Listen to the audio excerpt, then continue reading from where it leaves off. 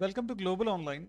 In today's session, we will cover 30 plus important MCQs from legal reasoning section from the CLAT exam 2025. We will go through each passage and question step by step, understand the logic behind the correct answer and strengthen your accuracy for real exam.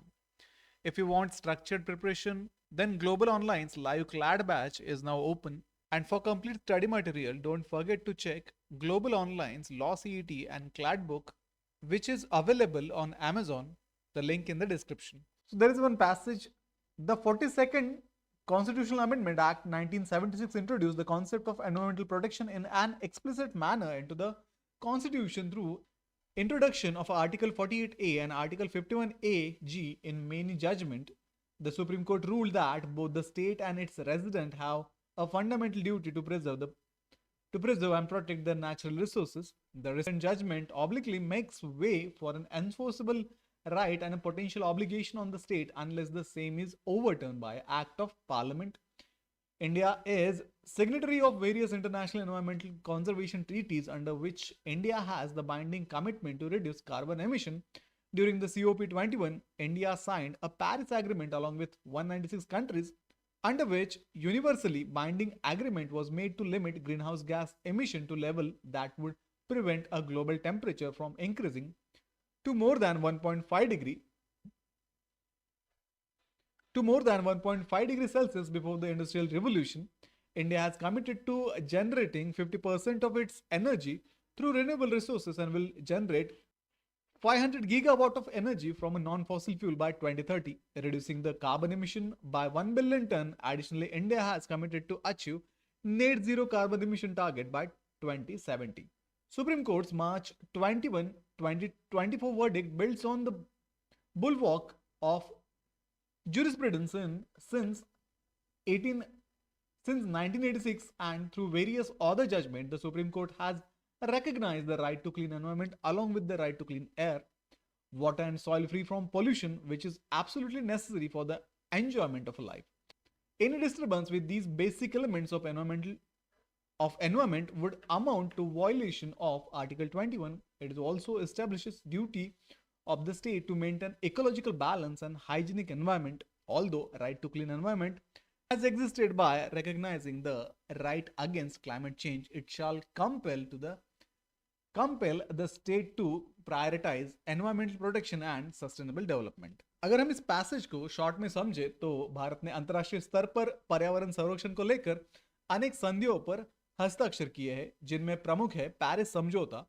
इस समझौते के अंतर्गत भारत ने यह बाध्यकारी वचन दिया है कि वह ग्रीन हाउस गैसों के उत्सर्जन को इतना सीमित करेगा कि वैश्विक तापमान में वृद्धि औद्योगिक क्रांति से पूर्व की तुलना में 1.5 डिग्री सेल्सियस से अधिक न हो।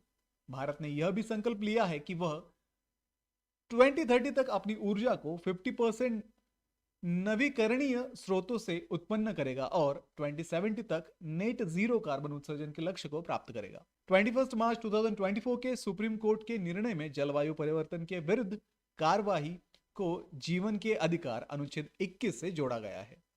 न्यायालय ने यह स्पष्ट किया है कि स्वच्छ वायु, जल और मिट्टी का अधिकार जीवन के आनंद के लिए अनिवार्य है तथा इन तत्वों में कोई भी विक्षोभ अनुच्छेद 21 का उल्लंघन माना जाएगा। इस निर्णय ने जलवायु न्याय के अधिकार को संवैधानिक संरक्षण प्रदान करते हुए राज्य और नागरिक दोनों पर पर्यावरण संरक्षण का समान कर्तव्य स्थापित किया है।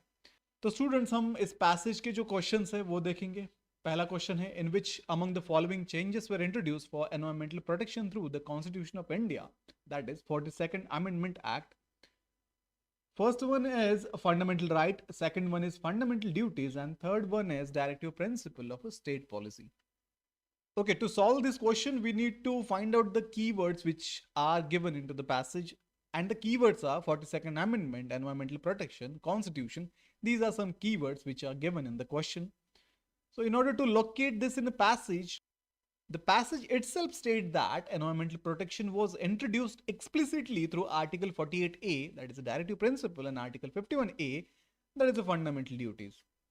So in order to extract the correct option, we have to eliminate all the wrong options, in which option A, it includes fundamental rights, which is not correct.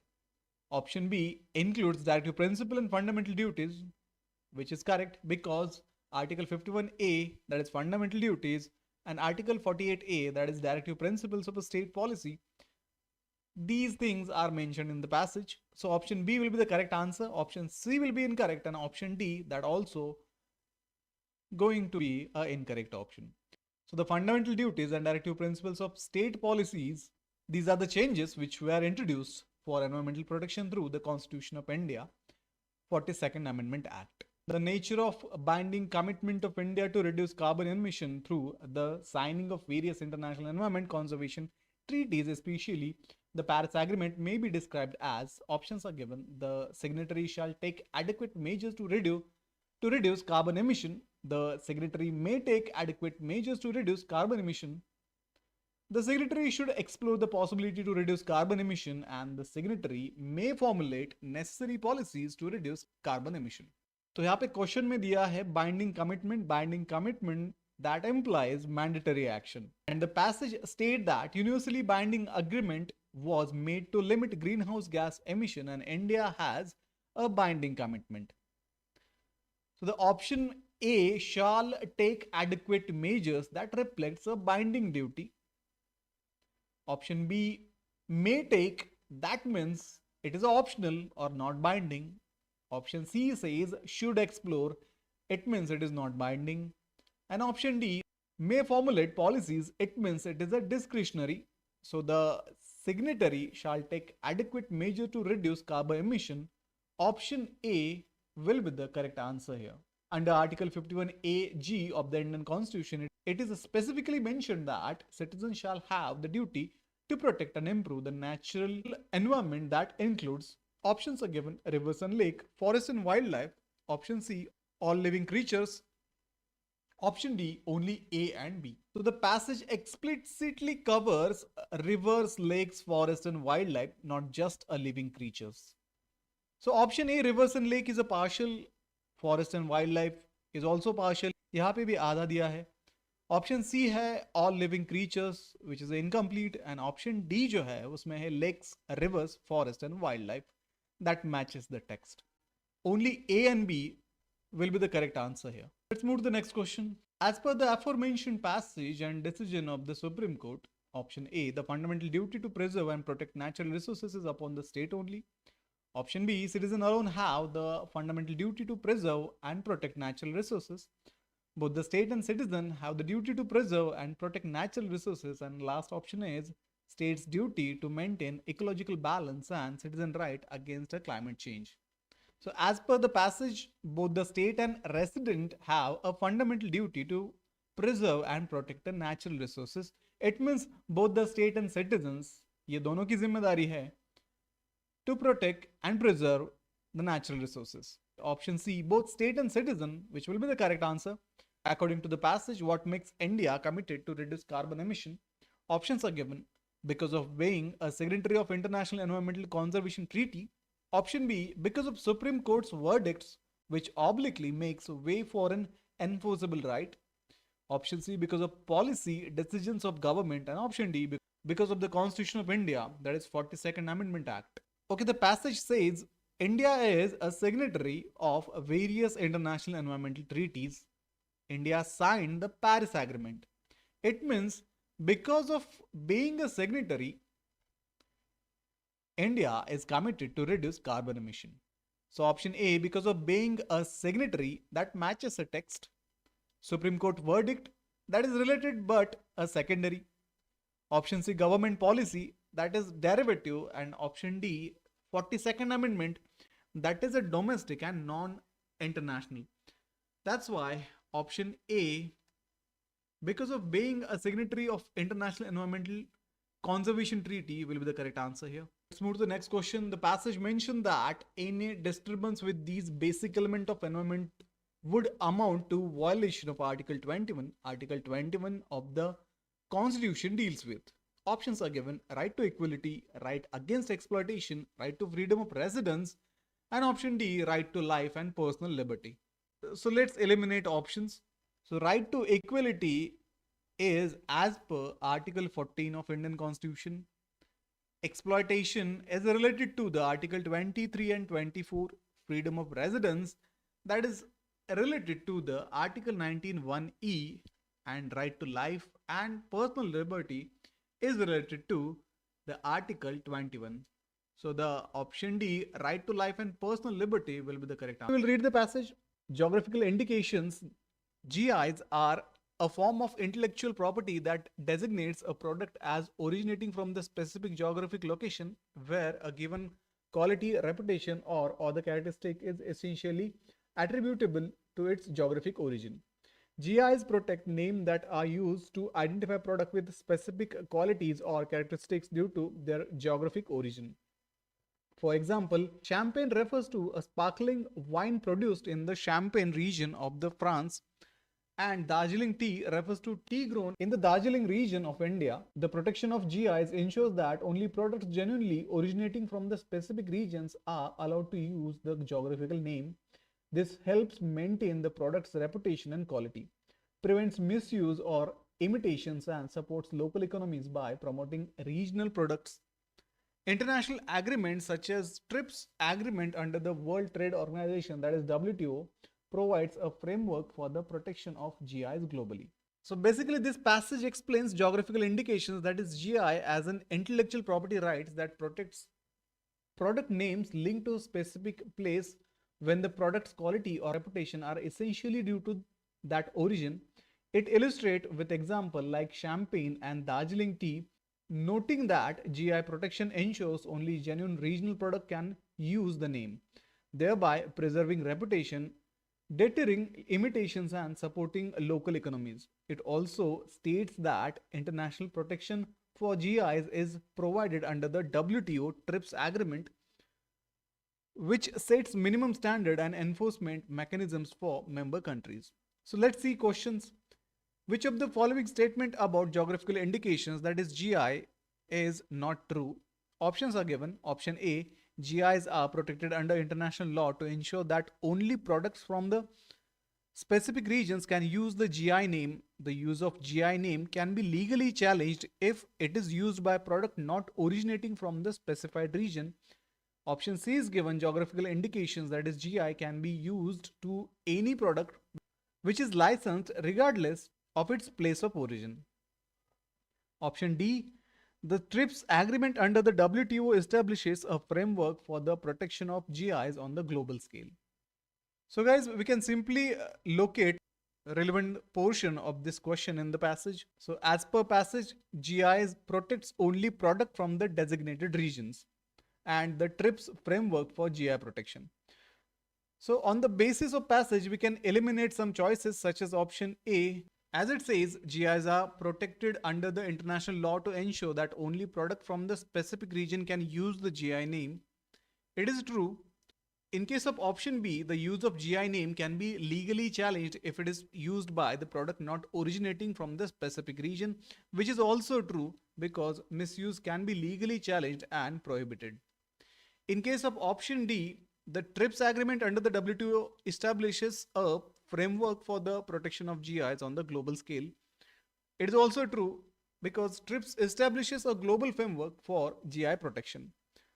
While in case of option C, geographical indications, that is GI, can be used to any product which is licensed regardless of its place of origin. This one is not true. A GI cannot be used for any licensed product regardless of origin. Origin is essential. Hence the option C will be the correct answer here. Let's see next question. If the product name Darjeeling tea is produced outside of the Darjeeling region, which of the following legal action is likely to be taken under GI protection law? So we have options here. The product can still be sold but with the disclaimer about its true origin. Option B, the use of a GI name, that is Darjeeling tea, can be legally contested and potentially prohibited. Option C, the product can be sold under different GI name of non-Darjeeling tea. Option D, the product can be marked as a Darjeeling tea and will face no legal consequences. So guys, as per the passage, GI misuse can be contested and Darjeeling tea is a protected GI. Hence, we can eliminate option A, which state the product can still be sold but with a disclaimer about its true origin. So this can be eliminated because disclaimer does not cure GI misuse, still it will be infringing. Hence option A is eliminated. Option C, the product can be sold under the different GI name of non-Darjeeling tea. This also can be eliminated because not Darjeeling tea as a GI is a meaningless and not permitted to evade protection. In case of option D, the product can be marketed as Darjeeling tea and will face no legal consequences. This one is incorrect because it will going to face some legal consequences. But in case of option B, the use of GI name Darjeeling tea can be legally contested and potentially prohibited. This one is correct because use of Darjeeling tea outside the region can be legally contested and prohibited. Hence, option B will be the correct answer here. Next question is, which of the following is not a potential consequences of misuse of geographical indications? Options are given. Option A, loss of consumer trust in the authenticity of the product. Option B, decrease in the market value of the GI protected product. Option C, compulsory license on the patents of the misusing entity.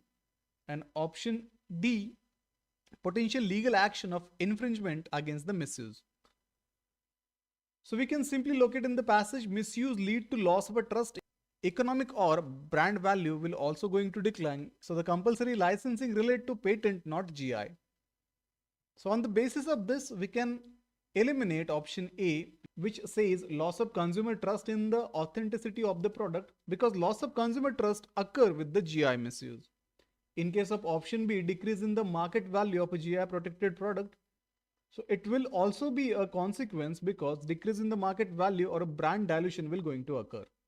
In case of option D, potential legal action of infringement against the misuse, this one is also being a consequence of a misuse of a GI because legal action infringement remedies are standard. Hence option C, compulsory license on the patents of a misusing entity, it is not a consequence because compulsory license on patent is unrelated to the GI misuse. Hence option C will be correct answer here. Let's see next question. In the context of GIs, which of the following scenarios best illustrate the concept of geographic origin? Option A is given, a product name is changed to reflect its local ingredients rather than its place of production. Option B, product is marketed with the GI name even though it is produced in a different region and country.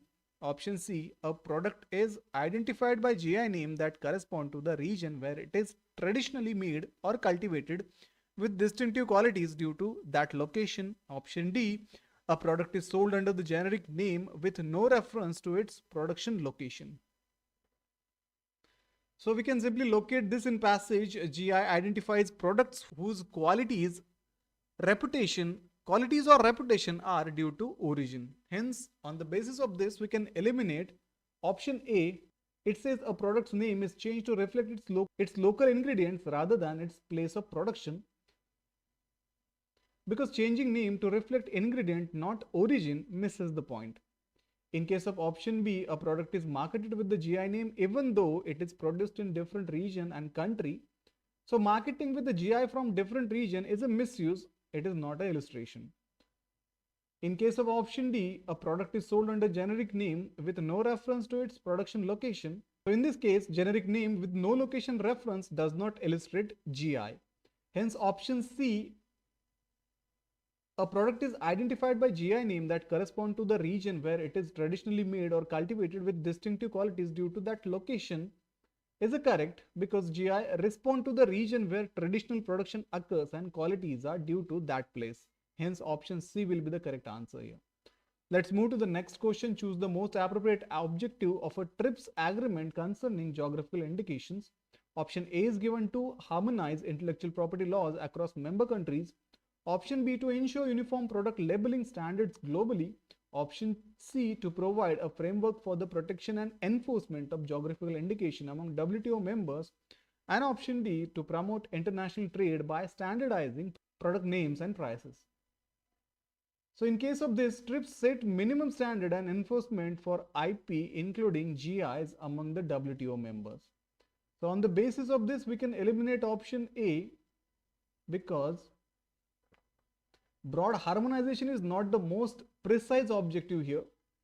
In case of option B, it is also can be eliminated because product labeling standards are outside TRIPS core scope. Option D also can be eliminated because standardizing names and prices is not TRIPS function. Hence, option C will be correct because TRIPS provides a framework for protection and enforcement of GIs. Hence, option C is the Contract Act 1872 deals with the contract law in India, its rights, duties, and exceptions arising out of it. Section 2H of the Act gives us definition of a contract, which is simply an agreement enforceable by law. To understand the difference between void agreement and voidable contract, it is important to talk about section 2H, 2A, 2I, 2D, 14, 16, 3, and 15 with 24 to 28 of the Indian Contract Act. Void agreements are fundamentally invalid, making them unenforceable by the default. These agreements cannot be fulfilled as they consist of illegal element and they cannot be enforced after subjecting it to both parties. However, in the case of voidable contract, the agreement is initially enforceable, but it is later on denied at the option of either of the parties due to various reasons. Unless rejected by a party, this contract will remain valid and enforceable. The party who is at the disadvantage due to any circumstances applicable to the contract has the ability to render the agreement void. A void agreement is void ab initio, making it impossible to rectify any defect in it, while voidable contract can be rectified. In case of a void agreement, neither of the parties is subject to any compensation for any losses, but voidable contract have some remedies. A valid agreement forms a contract that may again be either valid or voidable. The primary difference between void agreement and voidable contract is that a void agreement cannot be converted into contract. So let's see the short passage summary. The passage explains the different type of agreement and contract as per the Indian Contract Act of 1872. It emphasizes the distinction between void agreement and voidable contract. Void agreement are invalid from the start, which is a void ab initio, illegal and unenforceable, meaning they cannot be rectified or enforced under any circumstances. Typically, neither parties receive a compensation for losses arising from such agreement. Voidable contracts are initially enforceable but can be rendered void at the option of one party due to specific circumstances, allowing remedies and rectification unless rejected by a party. A valid agreement may be either voidable or valid, but a void agreement cannot be converted into a valid contract. The passage also references relevant sections of the Act explaining these differences. Let's see questions. Which of the following best describes a void agreement? Options are given: an agreement that is valid until declared invalid by a court, an agreement that has no legal effect from the beginning. Option C is an agreement that is legally enforceable, and option D, an agreement that can be enforced if one party chooses to do so. So guys, the keyword in this question is void agreement and best describes. So the relevant portion of this passage will be a void agreement is void ab initio to impossible to rectify. So we can eliminate option A because valid until declared invalid, it is a false, as void agreements are invalid from start, which is ab initio. We can eliminate option C, that is legally enforceable, because it is incorrect. Void agreements are not enforceable. Similarly, in case of option D, that also can be eliminated, can be enforced if one party chooses. It is wrong, they cannot be enforced. So the best option for this question will be option B, an agreement that has no legal effect from the beginning. So the correct option will be option B. Next question is a contract between two parties to rob a bank and share the proceeds equally can be termed as. Options are given: void contract, valid contract, voidable contract, and legally enforceable contract.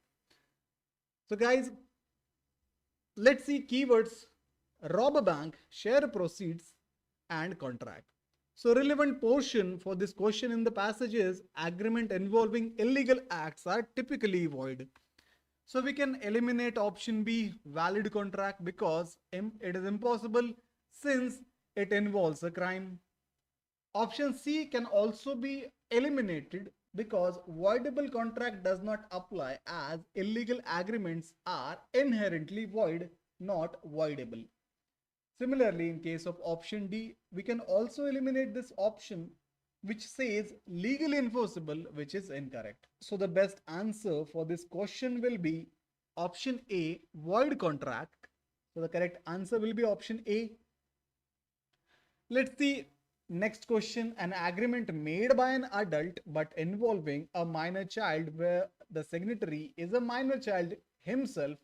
This agreement would be, options are given, a valid and enforceable agreement. Option B is given, a voidable agreement. Option C is given, void agreement. And option D, an agreement that cannot be enforced by the minor. So guys, let's see which are the keywords. The keywords are agreement and minor. So the relevant portion for this question will be some agreements with minors are void, others are voidable. So we can eliminate option A because valid and enforceable, it is incorrect. Minors cannot contract validly. Similarly, in case of option B, voidable agreement, it is possible as minors contract can be voidable. Option D, agreement that cannot be enforced, it is possible, but the question asks the nature of agreement. So the best answer will be option C, a void agreement, because generally minors agreement are invalid or void, making this the most suitable choice. So the option C will be the correct answer here. Let's move to the next question. Which of the following scenarios would likely result in a void agreement? Options are given. An agreement signed by someone under duress. Option B, a contract with mutually agreed terms to sell a house. Option C, an agreement to pay 10 lakh on getting a government job. And option D, a contract with a minor who understand the terms. So guys, let's see which are the keywords given. So keyword is void agreement and most likely. So relevant portion of this passage for this question will be illegally and breach of law usually produce a void agreement. So on this basis, we can eliminate option B as it says sale of a house. It is illegal and enforceable. Option C, payment on getting a government job, which is likely illegal or at least questionable and could lead to void agreement. Option A can also be eliminated. Signed under duress might be voidable but not necessarily void. So the best answer will be option A, agreement signed by someone under duress, as a duress makes an agreement void ab initio. So the correct answer will be option A. Let's move to the next question. An agreement made with the consideration is generally. Options are given: valid agreement, enforceable agreement, void agreement, and voidable agreement. So students, keywords are without consideration and generally. So relevant portion of the passage for this question will be such agreement are typically void unless exceptions apply. So we can eliminate option A, valid agreement, because generally it is incorrect. Enforceable agreement, it is also can be eliminated because only if exceptions apply, not normally. In case of option C, void agreement, it is correct for general cases. Option D, voidable agreement, exceptions exist but generally void. So the best answer will be option C, void agreement.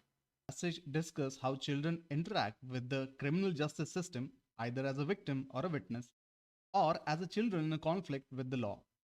It also highlights a recent data from the National Crime Record Bureau, that is NCRB report 2021, showing trends in crime against children in India, especially in categories like kidnapping, abduction, and cases under POCSO Act. The passage further explains the main objective of the criminal justice system, which include deterrence and punishment of offenders. Finally, it details the risks children face when involved with the criminal justice system, including trauma, abuse, and limited opportunity. children come in contact with the criminal justice system either as a victim or a witness to a crime or as a children in conflict with the law, that is CICL. As CICI, they could be alleged of accused or reorganized as having broken the law by committing a crime. According to the National Crime Record Bureau NCRB report 2021, India recorded a total number of 1,49,404 instances of crimes against children in the 2021, a rise of over 16% from the previous year. In terms of percentage, the top categories under crime against children were kidnapping and abduction, followed by cases registered under the POCSO Act. Further, the NCRB report revealed that of the total cases, 53,874 were registered under POCSO section. Sexual offences against children shows a steady ascent with the 47,221 such cases being recorded in 2020 and 47,335 cases in 2019. In 2019, as many as 32,269 cases were registered across the country, while the 2021 report registered a decline of 3.5%, recording 31,170 cases.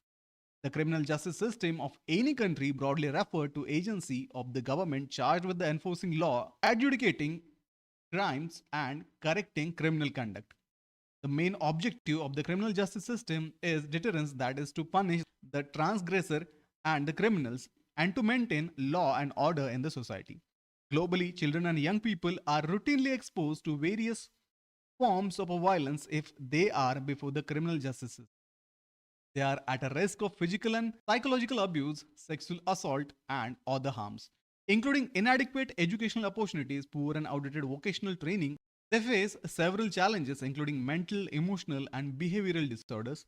Children who are victims of violence or exposed to violence during the childhood are more likely to have difficulty in school, abuse drugs or alcohol, act aggressively, suffer from depression or other mental health problems, and engage in a criminal behavior as adults.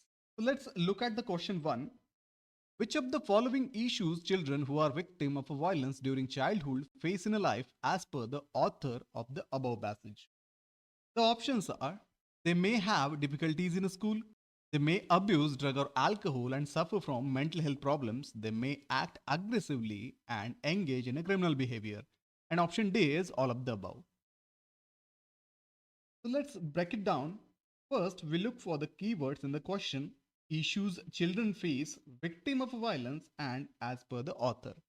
So these are some important keywords in the question. Now let's go back to the passage. The relevant part says, children who are victim of violence or exposed to violence during childhood are more likely to have a difficulty in school, abuse drug or alcohol, act aggressively, suffer from depression or other mental health problems, and engage in a criminal behavior as an adult. So this is the relevant part. The options A, B, and C are explicitly mentioned since the question asks which of the following issue they face, and all are correct. So the best answer is D, all of the above. Now the question is, what is the primary objective of the criminal justice system as mentioned in the passage? We have options here: rehabilitation of offenders, punishment of offenders, reformation of the offenders, protection of the victims from offenders. So guys, the keyword is primary objective and criminal justice system. We have to look for these words in the passage. So the passage says the main objective of a criminal justice system is a deterrence, that is to punish the transgressor and criminals and to maintain law and order in the society. Let's go to the options.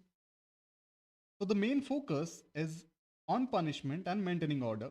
Rehabilitation and reformation are not mentioned as a primary objective, and while victims' protection is important, it's not stated as the primary goal.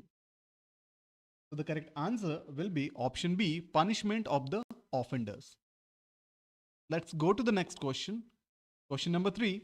The National Crime Records Bureau, that is NCRB in India, is responsible for option A, conducting forensic investigation of records of criminals, maintaining a national database of fingerprints of criminals, compiling and analyzing crime data, maintaining a national database of enforcement of a criminal laws. So the important keywords are National Crime Record Bureau in India. So what are their responsibility? We can look into the passage. So this passage cites the NCRB report of 2021, which means NCRB compiles crime data. It does not mention forensic fingerprints or enforcement directly. So the correct option will be compiling and analyzing crime data. That is option C. Let's go to the next question. Which category had the highest number of cases under crime against children according to the NCRB report 2021? Options are given. Option A, POXO. Option B, kidnapping and abduction.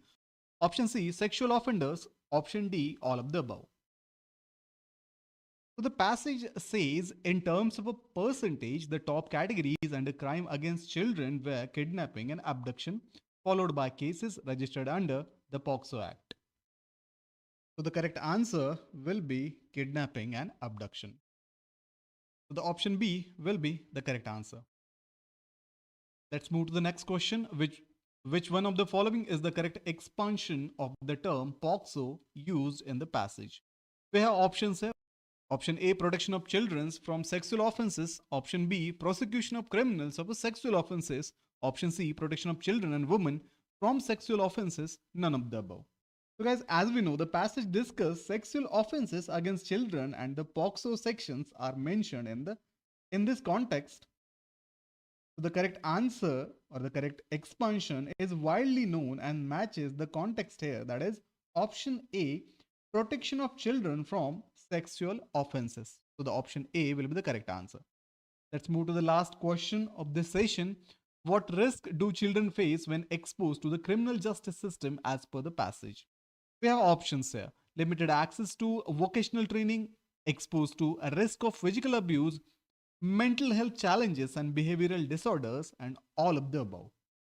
The passage itself says they are at a risk of a physical and psychological abuse, sexual assault and other harms, including inadequate educational opportunities, poor and outdated vocational training. They face several challenges including mental, emotional and behavioral disorders.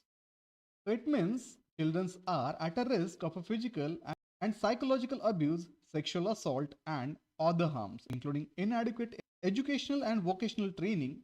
They also face mental, emotional and behavioral disorders. So all three options which are given are supporting. So the correct answer will be option D, all of the above. So guys, we worked through a 6 class. The Public Examination Prevention of Unfair Means Act 2024 that has provision for up to 5 years imprisonment and fine up to 1 crore for malpractices and organized cheating in a government recruitment exam was notified by the Union Government and came into effect from June 21, 2024. The bill had received assent from the President of India on the 13th February 2024. The Public Examinations Act 2024 mentions punishment for leakage of question paper or answer key, directly or indirectly assisting the candidate in any manner unauthorizedly in public examination, and tampering with the computer network or a computer resources or a computer system.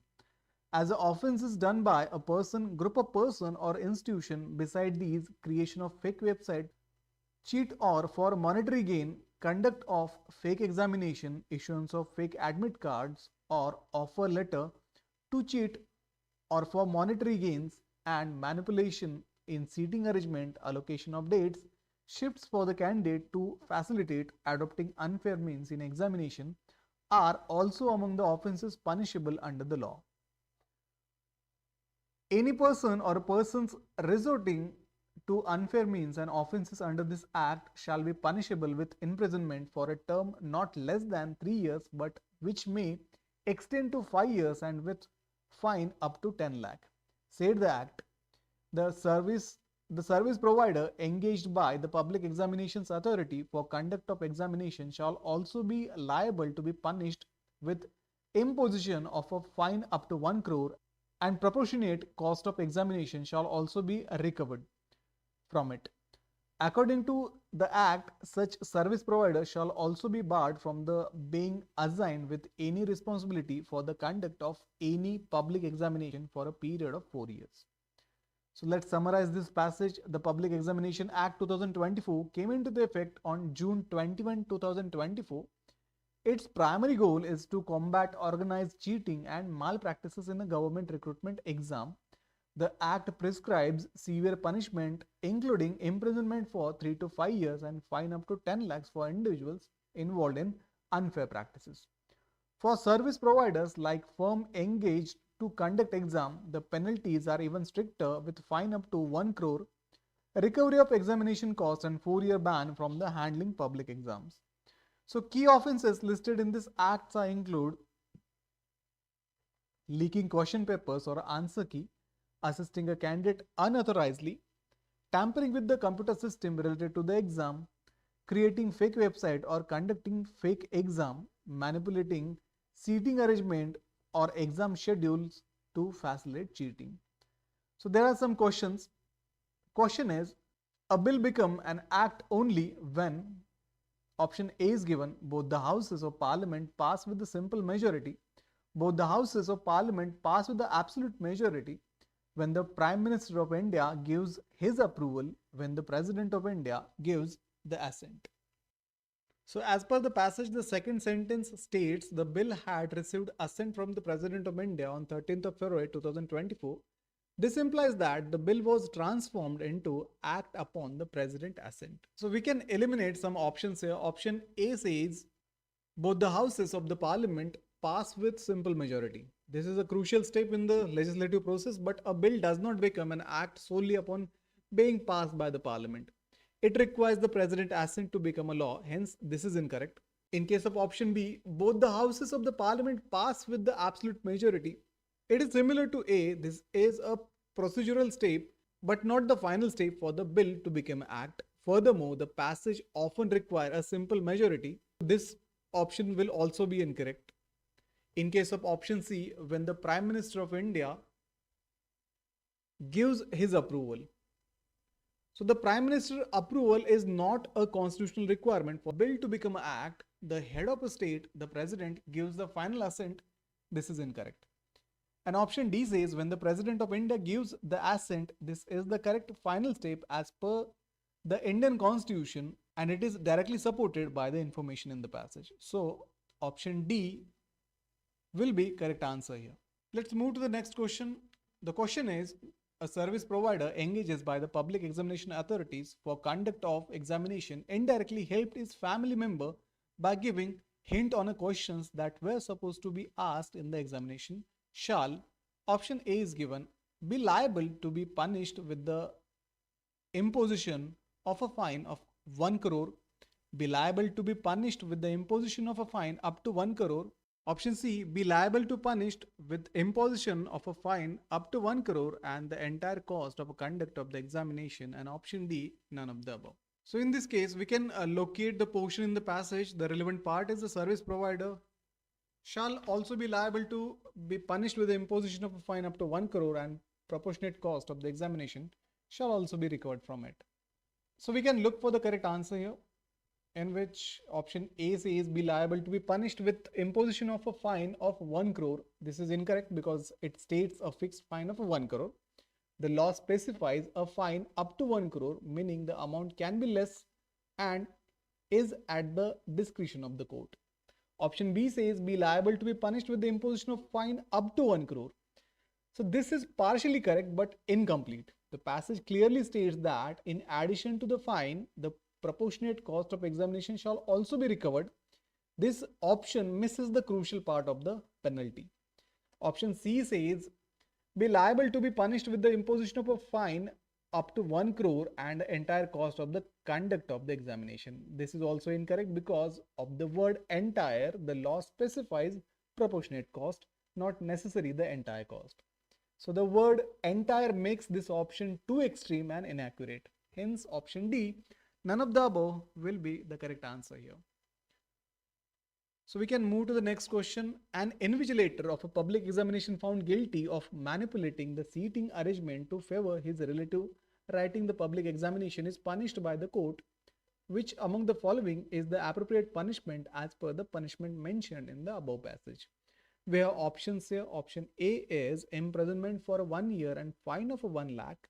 imprisonment of a 2 year and fine of 10 lakh, imprisonment for a 3 year and fine of a 15 lakh, and option D, imprisonment for a 4 years and fine up to 5 lakh. So for this question, the passage states any person or a persons resorting to unfair means and offences under this act shall be punished with imprisonment for a term not less than 3 years but which may extend to 5 years and with fine up to 10 lakh. So on the basis of this, option A, imprisonment for 1 year and fine of 1 lakh, this is incorrect because the minimum imprisonment mandates by the act is a 3 years. So 1 year is below the statutory minimum. In case of option B, imprisonment of a 2 years and a fine of a 10 lakh, this is also incorrect because again the imprisonment term for a 2 year is below the mandated minimum of a 3 year.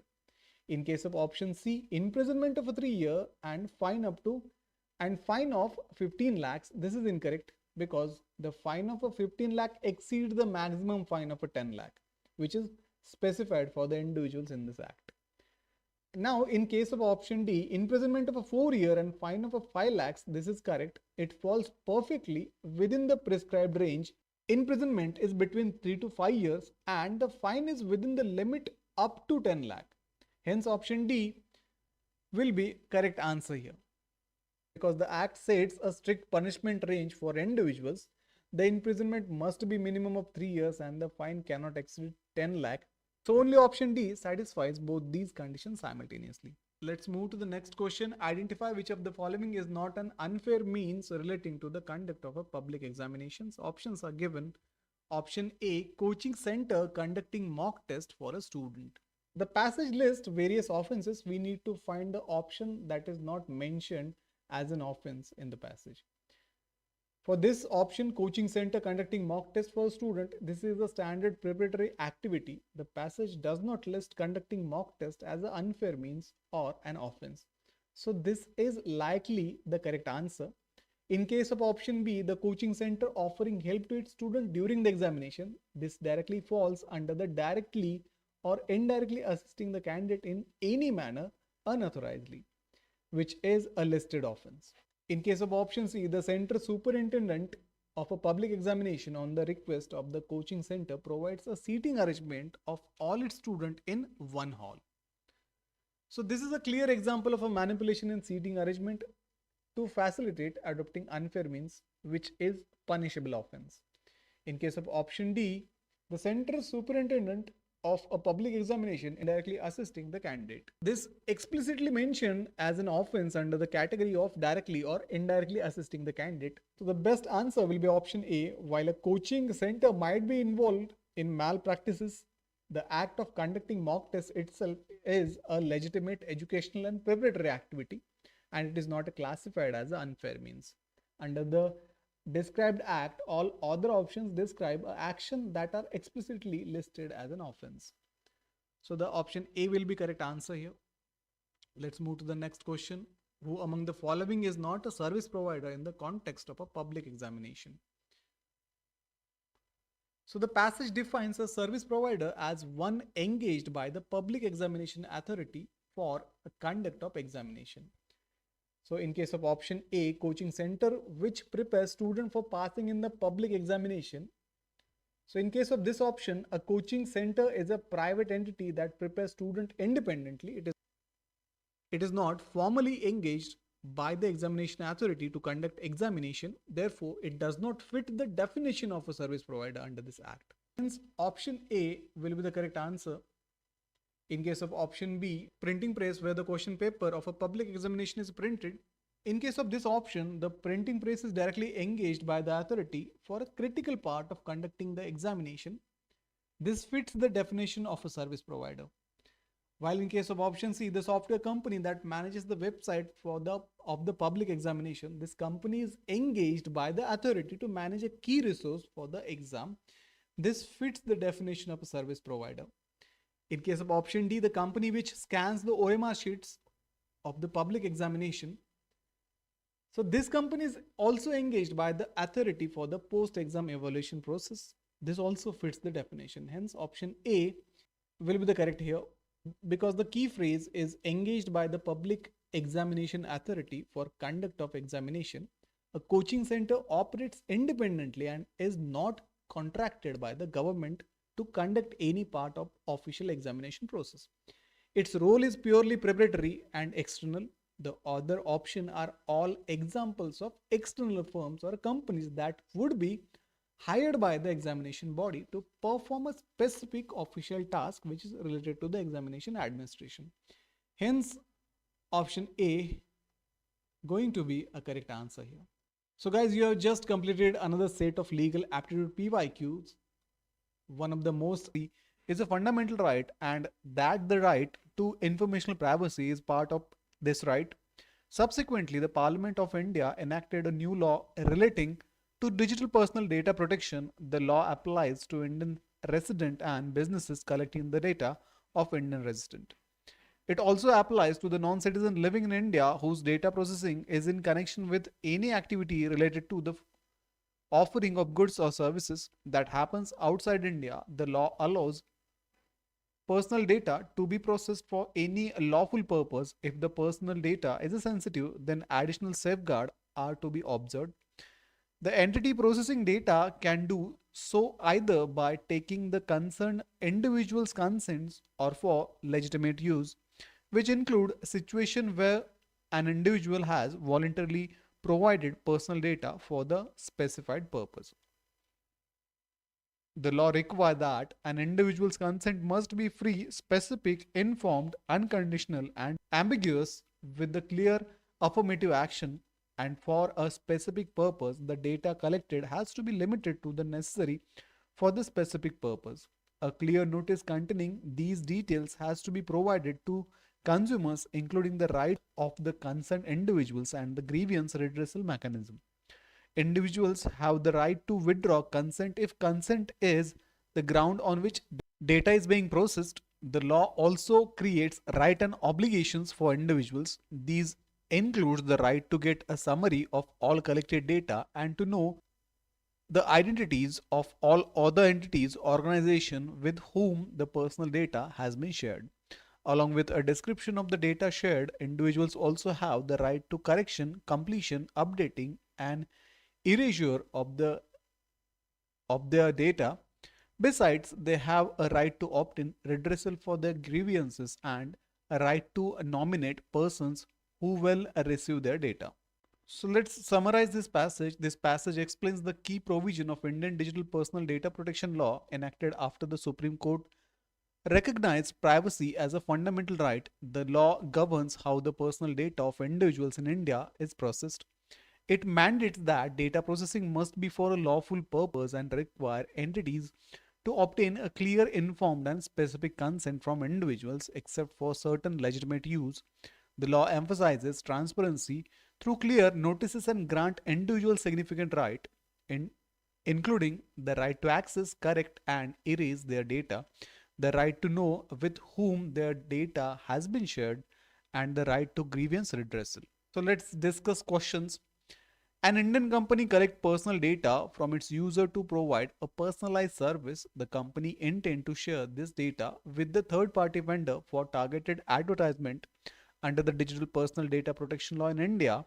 What must the company do before sharing the data?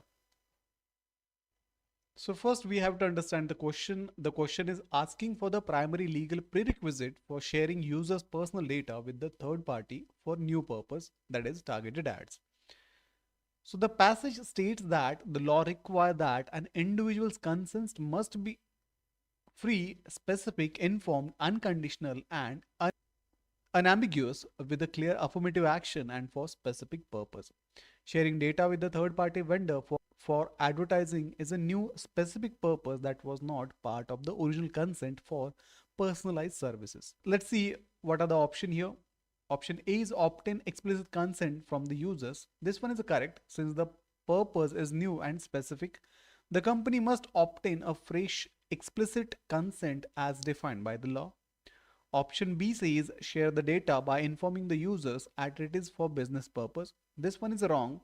A mere notification is insufficient. The law requires explicit consent for such actions unless it falls under the narrowly defined legitimate use. which is scenario, does not clearly state. So option B will be wrong here. In case of option C, encrypt the data and share it with the third party vendor. This one is also wrong. While encryption is a good security practice, it is not the legal prerequisite for sharing the data. The law's first requirement is legal basis for processing, such as a consent. While in case of option D, inform the third party vendor that the data is sensitive. This one is wrong. This is irrelevant to the legal obligation toward the users from whom the data was collected. So the question focuses on company's duty to the users.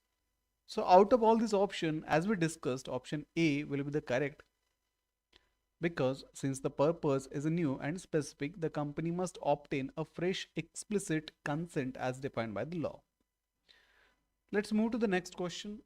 A social media platform processes users' data based on the consent given during account creation. A user now wishes to withdraw consent to process their data under the Digital Personal Data Protection Law in India. What must the platform do?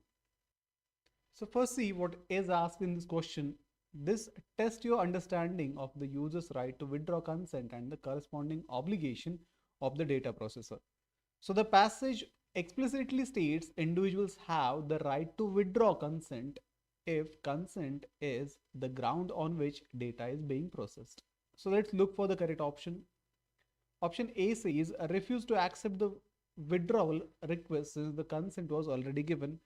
This one is wrong. This directly violates the fundamental right to withdraw consent granted by the law. Hence option A will be wrong here. In case of option B, comply with the legal requirement and stop processing the data, this one will be the correct. The right to withdraw consent is a meaningless without a corresponding obligation to stop processing.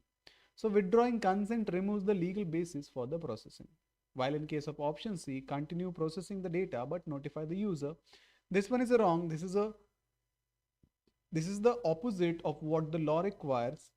Processing must stop upon withdrawal. In case of option D, allow withdrawal only after 30 days. This one is wrong. The passage does not mention any mandatory cooling off or waiting period for withdrawing a consent. Hence option B, comply with the legal requirement and stop processing data, will be the correct answer here.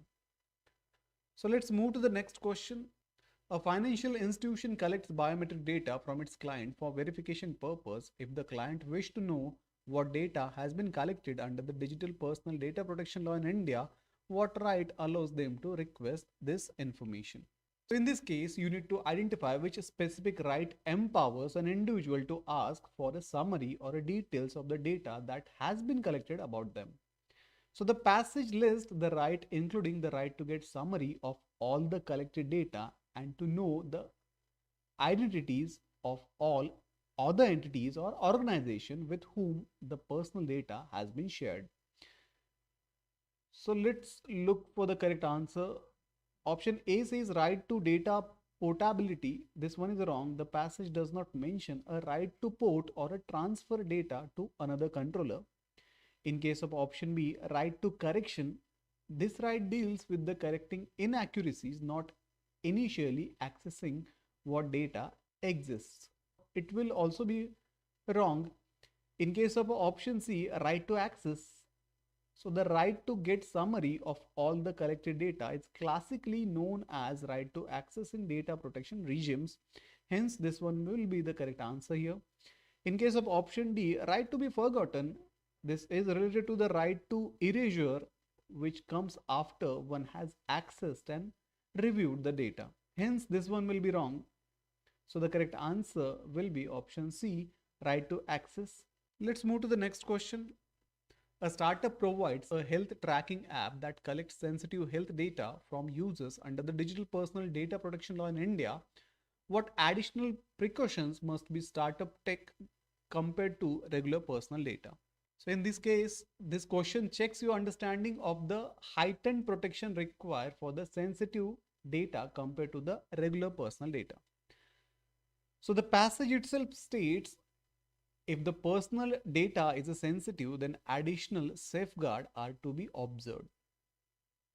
So in case of option A, no additional measures are needed. This is directly contradicts the explicit statement in the passage, hence it will be a wrong option. In case of option B, ensure explicit consent and adopt higher security standard.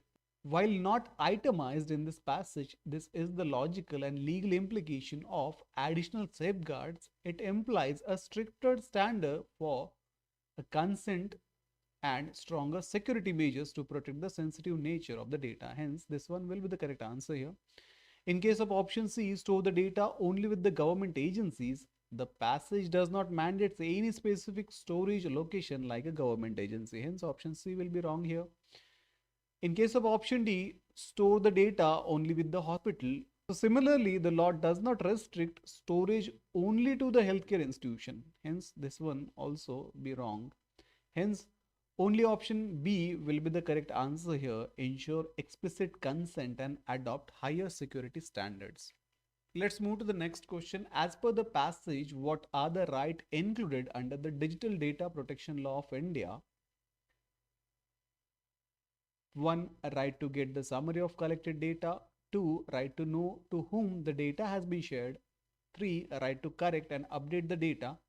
4. A right to get the data removed from the database. 5. A right to decide on who can receive their data. And 6. Right to get redressal of grievances. So this is a comprehensive check to see if you can correctly identify all the rights explicitly listed in the passage. So let's verify each number against the text. So first one is right to get summary of collected data.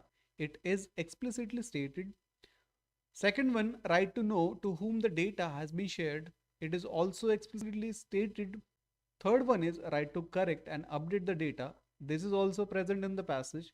Fourth one, right to get data removed from the database. It is also mentioned in the passage. Fifth one is right to decide on who can receive the data. This is also stated in the passage. Right to nominate person who will receive their data. Sixth one is a right to get redressal of grievances. It is also stated in this passage. Hence, option D, 1, 2, 3, 4, 5 and 6 correct. All 6 are directly mentioned in the passage. So guys, that's all for today's session on 30 plus high value legal reasoning MCQs from CLAT 2025. I hope the detailed explanation helped you understand how to approach passage based and factual questions with confidence. For full-fledged preparation, join Global Online's live CLAT batch, which include daily live classes, complete notes, mock test, doubt clearing and exam guidance. And make sure to get Global Online's Law CET and CLAT book. It includes complete syllabus coverage, chapter-wise explanation, topic-wise practice questions, previous year papers and model tests, smart tips and tricks for quick revision. The purchase link is in the description. Like, share and subscribe to stay updated. See you in the next video. Thank you.